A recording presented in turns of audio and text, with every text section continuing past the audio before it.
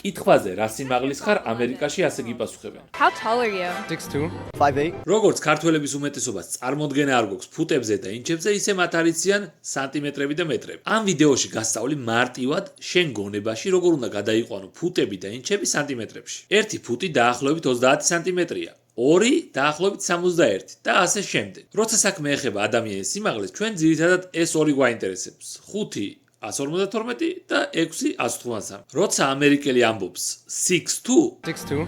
ის გულისხმობს 6 ფუტი და 2 ინჩი. 1 ფუტი 12 ინჩისგან შედგება, ანუ 1 ინჩი დაახლოებით 2.5 სანტიმეტრია. ესე იგი 6 ფუტი და 2 ინჩი 183 პლუს 5 188 სანტიმეტრი გამოდის. ახლა ვნახოთ როგორ ვიანგარიშებთ 5 ფუტს და 5 ინჩს.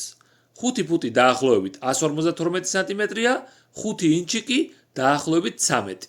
152 პლუს 13, ანუ 165 სანტიმეტრი ყოფილა. საქართველოში ხშირად გაიგონებ ტერმინს 2 მეტრიანი. ამას მაღალი ადამიანების დასახასიათებლად ვიყენებთ.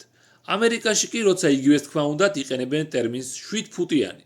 ეს როგორც უკვე განახეთ, დაახლოებით 2 მეტრი და 13 სანტიმეტრია. და ბოლოს მართალია მათემატიკოსებს გრამატიკა დიდად არ გვიყვარს, მაგრამ ინგლისურის მასწავლებლები რომ არ გაგვიბრაზდნენ, გეტყვით რომ მხოლობითში არის 1 foot და მრავლობითში 2 feet. შეინახე ეს ვიდეო და თუ ასეთივეს ნახვა კილოგრამებზეც გსურს, დამიწერე კომენტარებში.